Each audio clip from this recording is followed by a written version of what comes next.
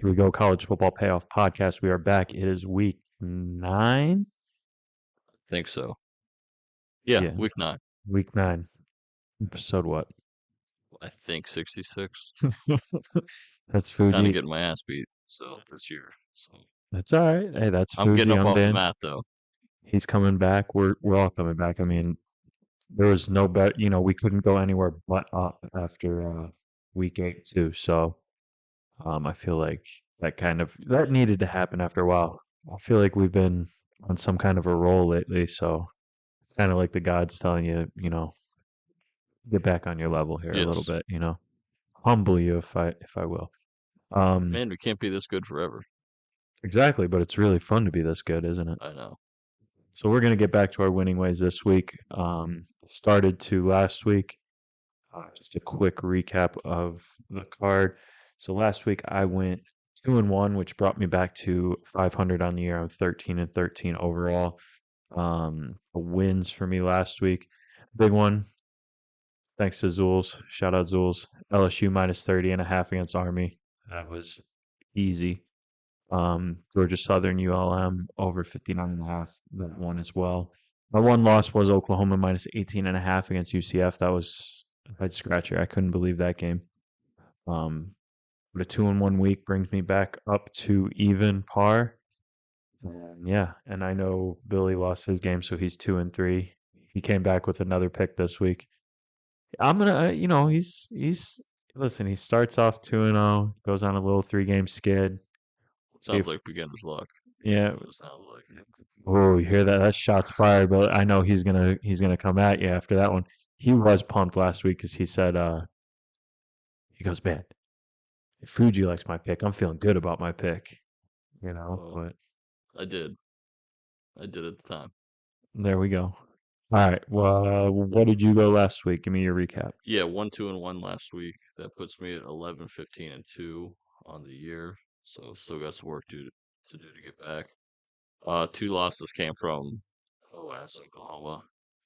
And I thought Brett Venables off of 2 weeks, even after the Texas game, would be able to devise a good enough game plan to stop UCF.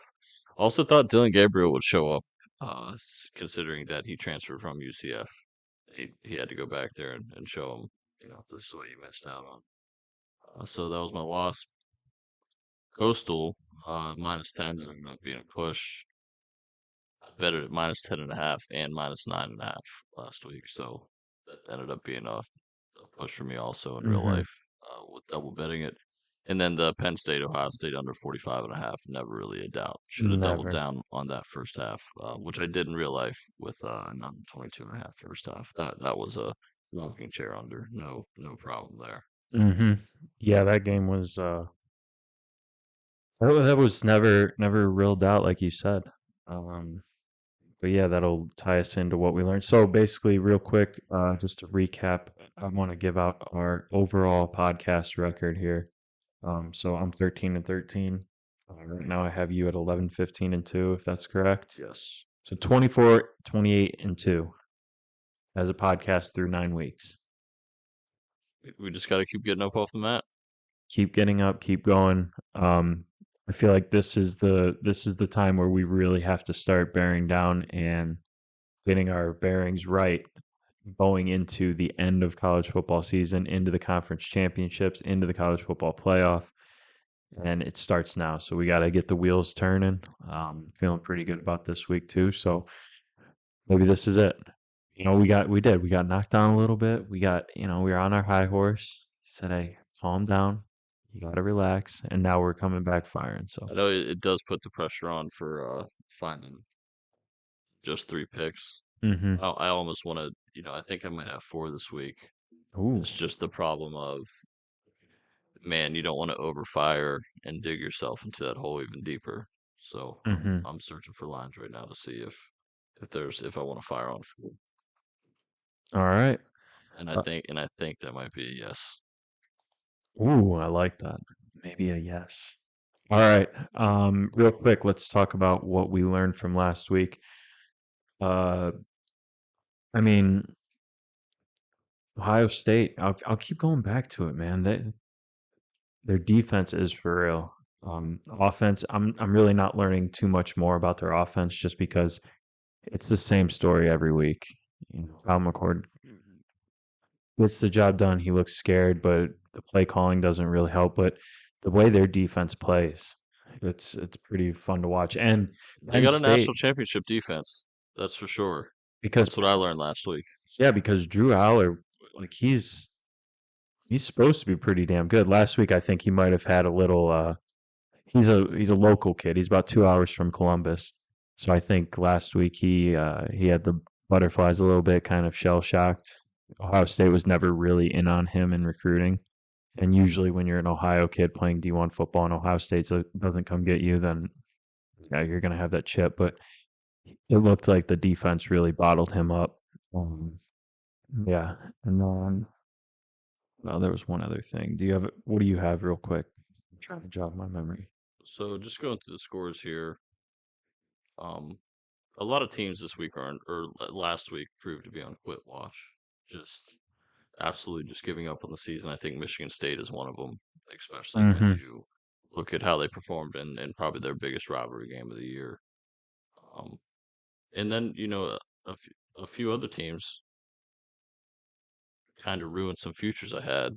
Uh, I had Virginia under 3.5 wins on the year before last week. Thought that was probably a 90% chance I hit that bet.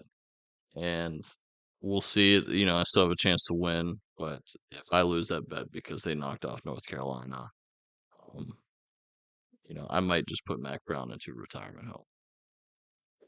I mean, I don't know what the hell that was. I mean and they outplayed him too the whole game. It's not like they, were up huge on the turnover differential or had terrible field or had really easy field position. Virginia went out there and whooped Carolina's ass, and thank God because it saved me from betting on that Drake May Heisman. Yep. Alabama, I still don't know what Alabama is. That I was mean, my next question to you was what do you think about Alabama? What do you know? Like, what is your, I know um, nothing. I tale of two halves, obviously, but if I get that second half Alabama team, I think it's worth it to put a national championship bet on them now. If I get the first half, I think they lose to Georgia by 4 touchdowns. yeah, So, man, that's crazy. I can't wait for this LSU Alabama game. I think my bets. I think I'll stay completely away from that game in a couple weeks. But my two bets going into it will be Alabama national champion, which if they win that game, they have a legitimate shot. Or Jaden Daniels Heisman, because his stat line is crazy. Or Jalen Daniels from LSU. is it Jalen or is it Jay? Pretty sure Jalen is at LSU and Jaden is at Kansas. Okay, I know one of the two. Yeah, but I saw there was like a list of the Heisman.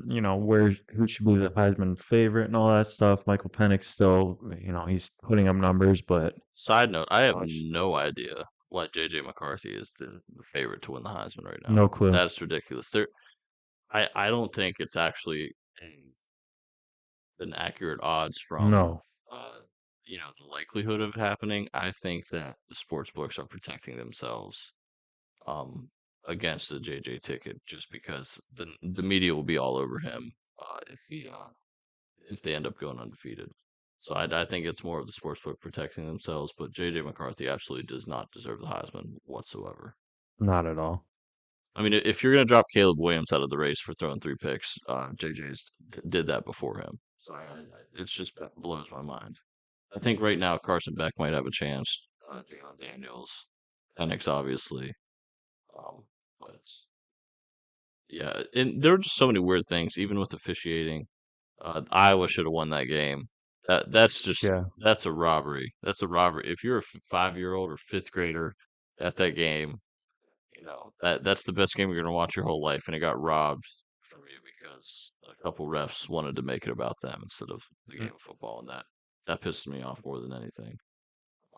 And then two teams that are absolutely on quit watch. Uh, I think last week was the battle of the quit watch with Mississippi State versus Arkansas, 7-3. yeah. Watching some of that game, none of those teams wanted to be there. It was 73 at halftime. 0 points were scored in the second half. It's like they both just wanted to knee it out and call it a day. KJ Jefferson, who was supposed to be possibly one of the best quarterbacks in the SEC this year, threw for 97 yards. So Yeah. what are you gonna do? All right. There's the week that was. I mean, the news coming out this week with surrounding Michigan. Take it for what it's worth. Sign stealing on the sideline. I'm all right. Listen, Yeah, and it's not. I think that's scouting to me. I know you're not supposed to go and videotape it and then bring it back and then, but I don't really see that much of an issue. There's a video going around where it's showing C.J. Stroud at the line changing a play, yeah, and in then the like Michigan. six different coaches like You know what happened on communicating. that play? Ohio State scored. They scored a touchdown. So Yeah, it's like, it's nice and refreshing hearing an Ohio State fan like you, an Ohio State loyalist, have a rational opinion about this when they come. I mean, dude, every team does it, and you know why? If every team didn't do it, there'd be a lot more coaches calling out Jim Harbaugh right now. And yeah, if you're gonna they know not to throw stones from a glass house. Every program does it. When I first read it, I was like, who cares? we did this in college Yeah, all the yeah. time. What are we talking about here? It's like because I know Dion said he did. He's like Dion didn't really care. Matt Rule, who's No. coaching in the Big Ten, didn't give a shit Yeah, and Matt Rule had the best explanation of all, with or the had the yeah, just solution. make it like the NFL. You see how crazy the TV deals are for these college programs with the conferences.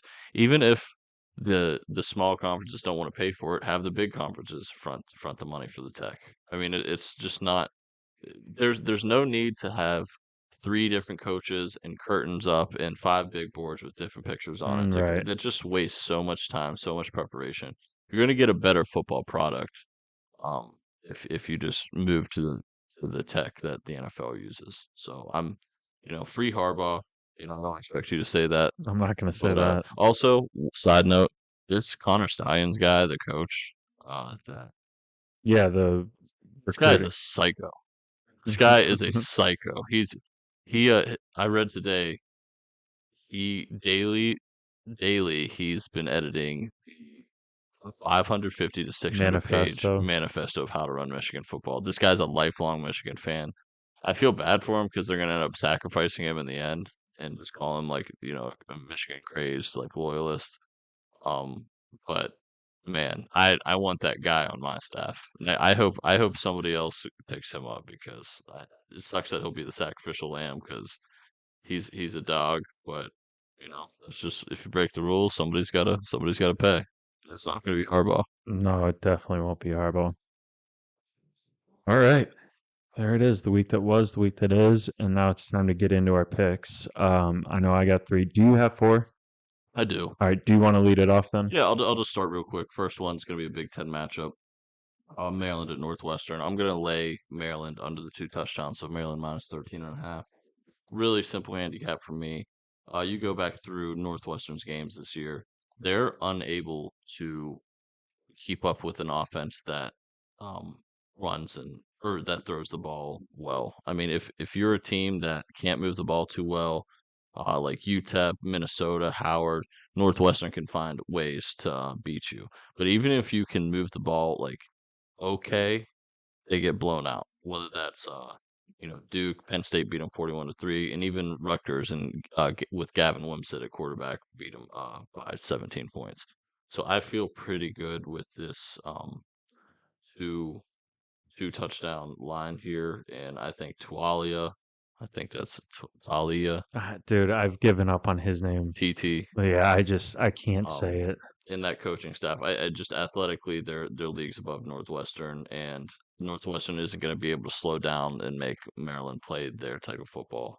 So, real quick, just give me Maryland and Walia Tugali, Tongue. Wally Wailea Tug. Tagovailoa. Yeah, just give me minus 13.5 with Maryland this week. I I hope they f- wear those sick state flag helmets too.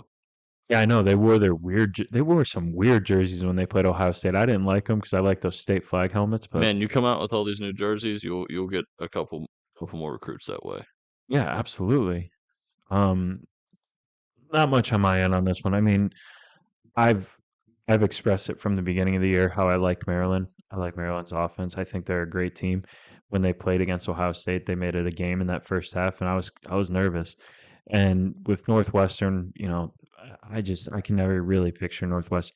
Yeah, they had the couple years where everyone thought they were going to be a powerhouse, but since then, I see them in the same light as Iowa and Illinois, just the bottom, Michigan State. I just don't see them as competent No, opponents in the Big Ten. So I it, really like Maryland. they could be on quit watch, and on top of that, go back to when they were like it did probably provide the best competitor out of the West that won they for the Big Ten championship. Yeah. Like there's the Big Ten championship's always a blowout. They at least made it interesting with Ohio State for like 3 quarters.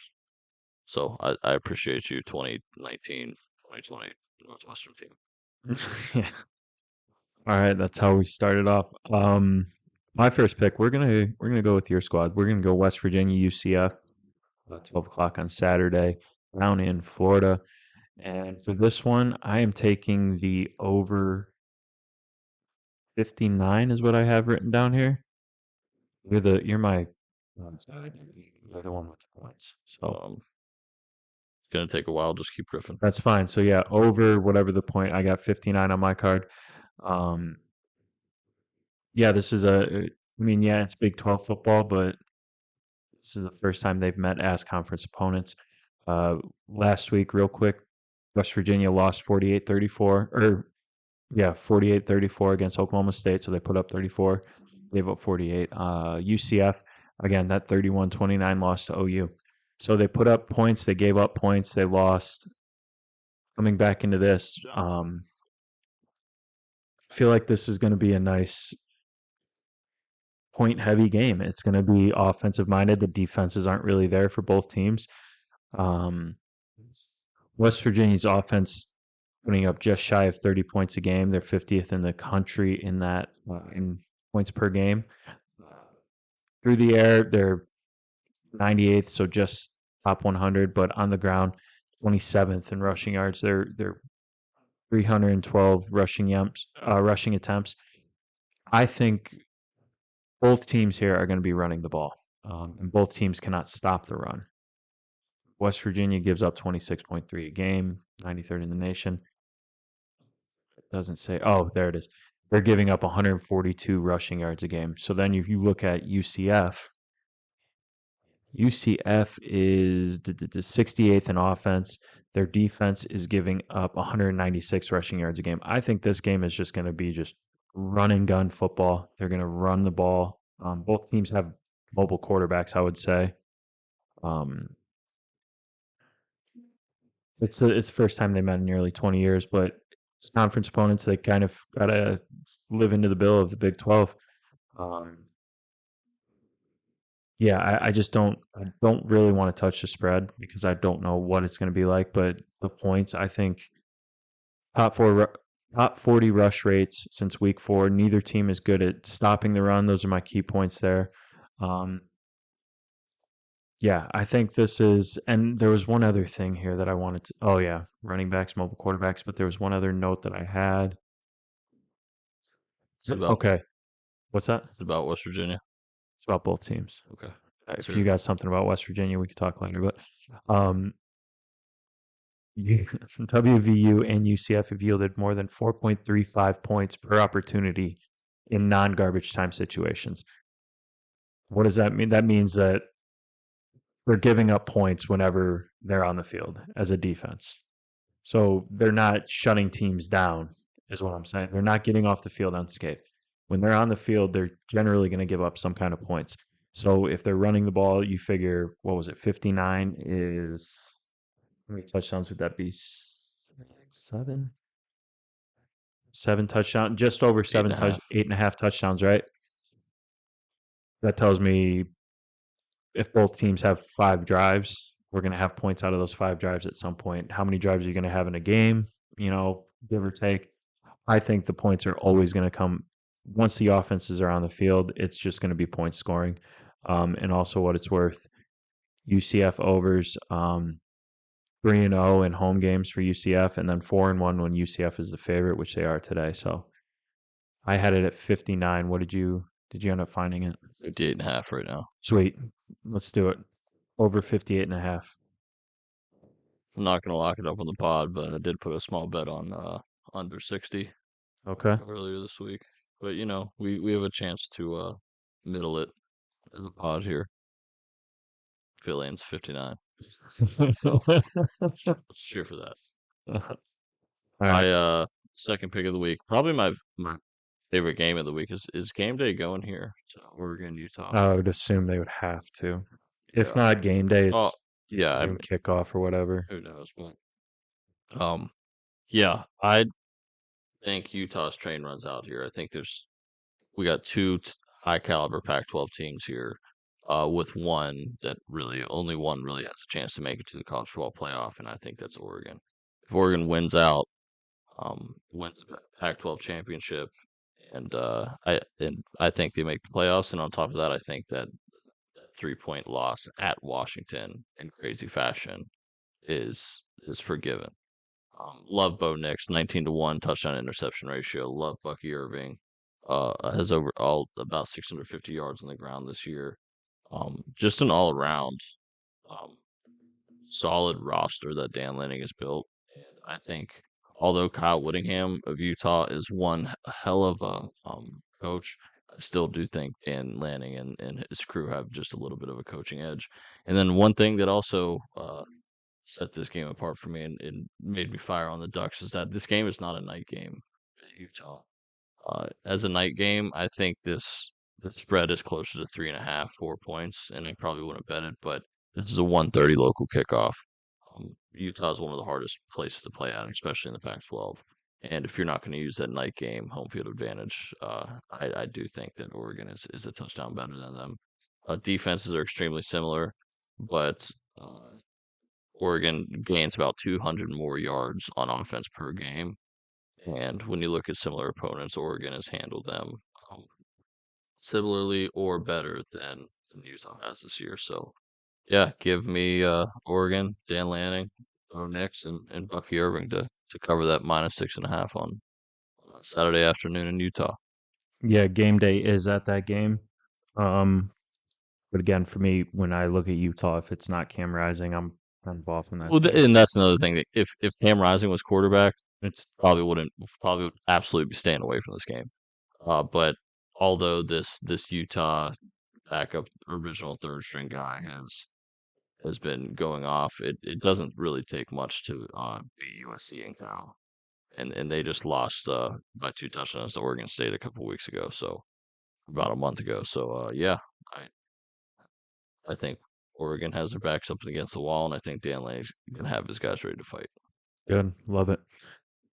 Okay, I'm taking another over with my next game. This is South Carolina, Texas A&M. I have over 53 and a half. This game, I like to give my time. Noon, College Station, ESPN. South Carolina's 2-5, so it's kind of scary. But here's what's going on: is last week South Carolina's passing game stalled. They lost to Missouri. Um, Spencer Rattler, he's been good. The offense has been able to move a little bit through the air. I think the pop is still there. Um, and I think this is kind of poised for he's got to, something's got to give with that passing offense. If it's stalling week after week, there's got to be a change. I don't think Spencer Rattler and that coaching staff is going to like to go in there and run the ball against A&M. So South Carolina has to avoid mistakes to keep helping Texas A&M. Uh, and the big thing here that could help the passing game is Texas A&M loves to get penalties called against them. Um, Wait, no, sorry, I read that wrong. I suck at reading today, dude. I have it all typed out, and I must have typed it weird. I knew when I was typing it too that I was gonna fumble that shit. Damn it! Teams are getting penalized hard against the Aggies. Double digit times 24 over the last 2 weeks. Don't get penalties, force a few turnovers. A&M has given away 6 times over the last 3 games. So then we flip the ball over to Texas A&M. South Carolina, they can't stop getting in their own way. Their offense, like I said, is as inconsistent, but it's the running game that isn't doing enough. Their passing game is going to happen. The Aggie offense at home, listen, it isn't as good as it needs to be. The running game isn't there. So if both running games are not there in an SC or in A&M, I think this could be something where, Spencer Rattler starts throwing the ball a little bit, gets into a groove, starts throwing the ball, feeling good with himself. But um, I'm poised for points here. The South Carolina defense has given up 30 or more points in each of their last four games. A&M, yeah, they had a bye last weekend and fine tune that offense. Um, after Max Johnson took it over in late September. But I think the Aggie wide receivers, being as deep, talented, and versatile as they are, I expect Jimbo Fisher to get them involved in a variety of ways. I just feel like this is going to be a shootout. I think Spencer Rattler is hearing everyone say he's not as good as people think he is. So I think that this is going to be a pass first shootout type of game in Texas. Um, I just see a lot of points. I'm seeing somewhere, and I could probably see 30 plus for both teams in this game, which would smash the over. But even if A&M scores 35 and South Carolina still stays under that number at 14, what is that, 21? That's 55. I think we still stay close, but I think South Carolina is going to be able to put up more than 21. I think A&M puts up more than 30. I like the over in this game. Okay. There's a lot of talking today. Spencer Rattler still has a lot to play for. That's what I'm I mean, saying, and he I needs to feel put like up good film.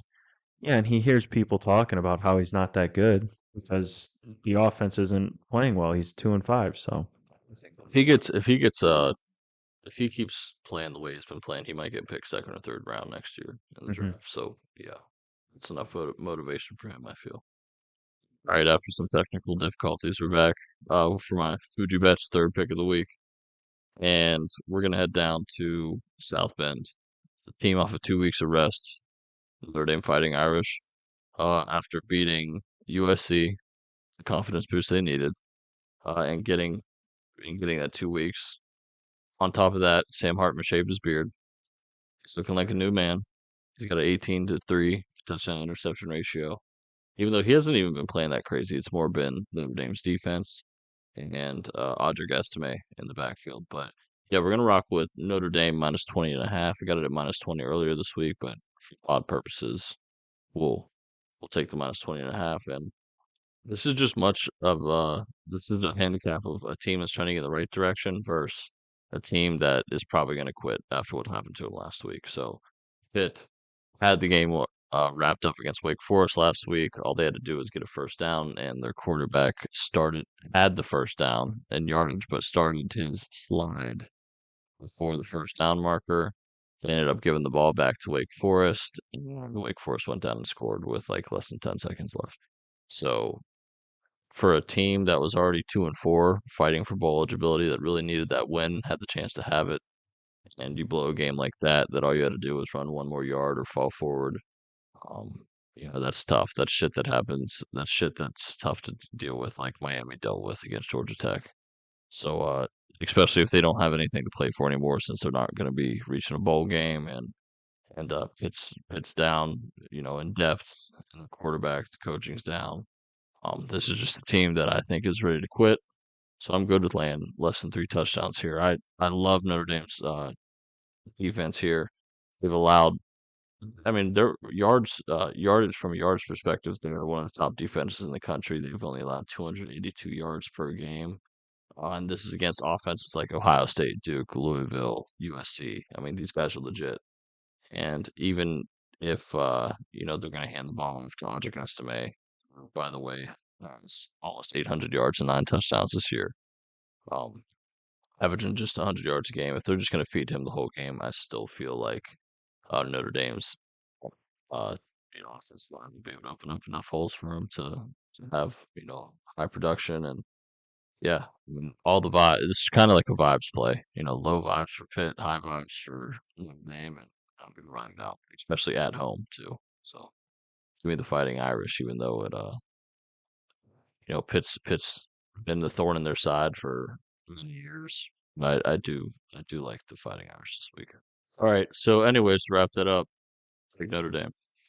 Now that we're back from some We got additional technical technical difficulties difficulties, left, right, and center over here, but good pick. maybe it's a good sign.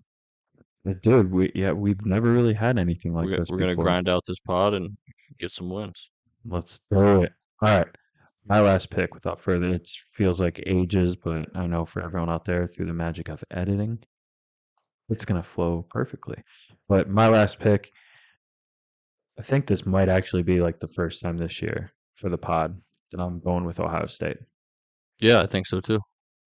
Ohio State minus 14 and a half this weekend against Wisconsin. Um, dude, they keep getting these tests thrown at them and they keep passing them. Last week was a game where I was worried. Going into it, watching it with my family, I'm worried about Penn State the entire time. But dude, watching their defense play made me feel so much better about this team. And I'm cool with, Kyle McCord going out there and looking like a scared duck every once in a while. But it looked like the offense was starting to turn a corner because we saw crossing routes like Ohio State always did in the past with their best receivers to Marvin Harrison Jr. He took off, and it was such a sigh of relief that we actually figured this out, even though we're 9 weeks into the season. They're looking great. Um, Wisconsin, listen, some people had Wisconsin pegged this year as a favorite in the Big Ten. Um, Luke Fickle comes in, kind of changes the mentality over there, but I'm still not sold on Wisconsin. Braylon Allen is he's a backup quarterback or on a backup quarterback. They're gonna have to lean on Braylon Allen to keep the offense going. Um, Rushing nearly 6 yards per carry on a heavy workload. So if you have a backup quarterback going against this Ohio State defense, that right there is a red flag. If you're gonna have to put it all on a running back to do the load, that's even more of a red flag. We've seen what Ohio State can do to running backs this year. Um, Braylon Allen last week against Illinois. Listen, he had 29 carries, 145 yards. This defense is elite. They're 12th in the country on defensive success rate. Um, we talk about Marvin Harrison Jr. I think last week, finally, McCord. He wasn't. Listen, he's played with Marvin Harrison ever since high school. Last week, they looked out of sync. He was throwing balls behind him. Harrison was saving his ass, making plays. There's still a lot of questions for me on the Buckeyes offense against like elite competition, against Penn State, against Notre Dame, against Michigan, yada yada. I don't think that this is elite competition for Ohio State. Wisconsin doesn't have a passing game, so they're going to be one dimensional. Tanner Mordecai is not going to be playing. It's one dimensional. When a defense this good gets to hone in on one part of an offense, it is going to be a frustrating night for Wisconsin. It's a 7:30 game. Um, Wisconsin fans are going to try to get the home field advantage. I think that gets taken out of the game very, very early here. Um, it's a different beast playing against this team right now. I just can't trust Wisconsin's offense to really put up points or sustain long enough drives. I think Ohio State, it might be close for the first half of the game, but after that, I think Ohio State pulls away in this. I think their defense is going to wear down a depleted offense, and it's just going to be, get in, get your win, get out, cover the spread, look on the next week. But I love Ohio State this week. Okay. I don't think Wisconsin will score much. Exactly. I am a little worried about their defense and how Kyle McCord reacts, but I like to pick. What's it at? What do you get it at? I had 14 and a half. 14 and a half. What do you see? That's what I'm seeing. All right, good. All right, cool. All right, last pick of the week. It's disgusting based on recent happenings, but this is the perfect buy low opportunity for a team that we know can score. We don't know if they can defend, but we know they can score, and that's the USC Trojans. Playing Cal this week, and fresh off the back-to-back games against two of the top defenses in the country, Notre Dame and Utah. They're going to be taking a step way down in class when it comes to defensive opponent against this Cal Bear team. And to be honest, looking at the schedule, every team with a half decent passing game has whooped the shit out of Cal. Um, am worried a little bit about USC's defense, and I'm worried about the morale of the team. We're starting to hear Lincoln Riley might go to the NFL. We're starting to hear Cliff Kingsbury's getting put in as the as an official role as like an emergency head coach or assistant coach. Um, and while I don't think we can rely on USC to hold this Cal Bears team under 30 points, I do think we can rely on Caleb Williams to get us 7 touchdowns at least, for that offense to get us at least 49 points. So I think it's going to be um, high scoring enough to where I think the Trojans can get this 11-point win that we needed. So give me USC minus 10.5. Yeah, I'm good with that. USC kind of scares me just based on how they've performed these last few weeks, but Caleb Williams, you talk about a team that needs something to happen, and Caleb Williams, here's your time. If you really want an ownership in an NFL team, you better show it this week. Back-to-back night games in prime time against two of the top defenses in the country. I think this will be a good back. It's 1 p.m. local kickoff at Cal. Cal Berkeley is filled with nerds that don't uh, watch football anyways, so it's not going to be some crazy on the road Fan environment. nerds. I think it's a good bounce back spot for him. So give me Caleb Williams. Even Caleb, they're starting to threaten your number one, your solidified number one pick status, which Ooh, I think is bullshit. But yeah. um, yeah, let's go Caleb Williams. Paint those nails for us, baby. There you go. All right, so those are our cards, and then I have Bill's pick. He's got to get back on the horse, man. All right, let's I- hear it. if anyone's on a hot seat right now, it could be Billy. Billy, this is you, buddy. He's got Louisville -4 at home against Duke. His reasoning: Duke's QB's on a bad ankle. They're gonna have to run. Louisville's strong against the run, just as long as Palmer doesn't fuck it up. He feels like Duke is overrated, and they won't be able to do much on the road against a good run defense. So he's taking Louisville -4. Don't hate it. Riley Leonard's hurt, so Yep.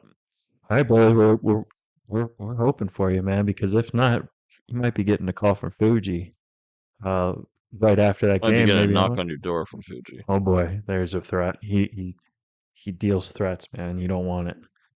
All right. Real quick, let's recap. Or wait, what am I thinking? Let's look. Do you have anything on the board that Yeah, is jumping out of your? I'm trying to find a line to bet an 0-7 Sam Houston State team to cover tonight against UTEP. Well, this will not But be. let's go on to the next games. We'll talk about that, but by the time you hear it, the game will be over. you'll you'll realize if I made a mistake or not. Georgia State, Georgia Southern on Thursday night is a hell of a game. If you're just a good old fashioned football fan and you like hard nosed football with quality teams and good game plans, plus it's a rivalry game. Georgia State at Georgia Southern, 7:30 p.m. kickoff on Thursday night is your game. Aside from that, kind of just excited to see where a lot of these teams truly stand. Like I want to see where Oklahoma's at after calling it close last week. They play Kansas. Um, I do like Army this week against UMass. They look pretty good. Um, Penn State bounce back against IU, I mean, Indiana. I don't think they'll have to try that hard to bounce back. I think they're gonna just try to get healthy. I wouldn't count on Penn State to cover this just because I think they're gonna try to reset, get their guys healthy, and be ready to take on Hmm. Michigan. Because if they do beat Michigan, that loss to Ohio State away might be forgivable. I Um, might I might take a money line flyer with NC State over Clemson. What is that at? See, I would think that Clemson's on quit watch, but it's tough, especially with Dabo there. +310. I can get +310 for NC State. I'm gonna sprinkle something on NC State in that game.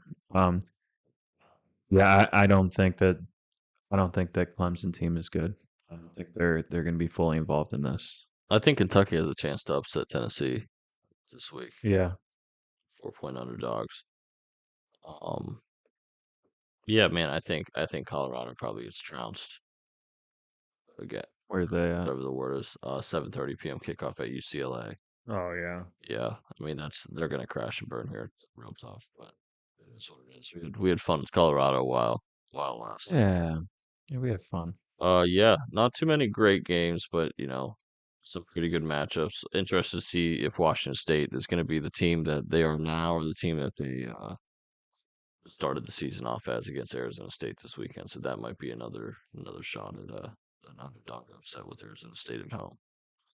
But besides that, yeah, we got some pretty good games to focus on, and everything else is just kind of learning about where these teams are at this point in the season for Hmm. for the final home stretch here.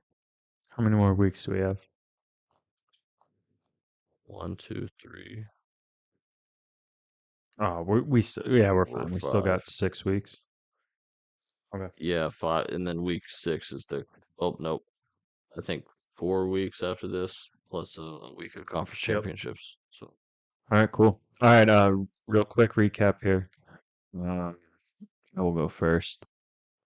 West Virginia, UCF over 58.5. South Carolina, Texas over 53.5. Ohio State minus 14.5. And then I am going to sprinkle a little money line on NC State plus 310 over Clemson. okay, my picks of the week are Oregon minus 6.5, Maryland minus 13.5, Notre Dame minus 20.5, USC minus 10.5. All favorites, all ranked, mean except for Maryland. Yep. But And then Billy's got Louisville minus 4 against Duke at home. I think that's a great number if Riley Leonard's out. Yeah. Yeah, jump on that. What is it at now? Do you know? Four is still there. Is it still 4? Yeah, Yeah. jump on it. Get on it. All right. Go ahead. Go with the socials. Let's get out of here. Find Dan at dposk13 on Twitter/X. Same for me, or same, I guess, same website for me at Fuji Bets. And follow the pod at CFP_pod. Talk shit to us, tweet us, do whatever. Just run up that engagement. Our views are going up, and we're looking to keep growing here. Yeah, find the podcast wherever you listen to us. iTunes, Spotify, SoundCloud, I don't know, Microsoft Word, whatever it Pandora. is. You can find us everywhere. We are there.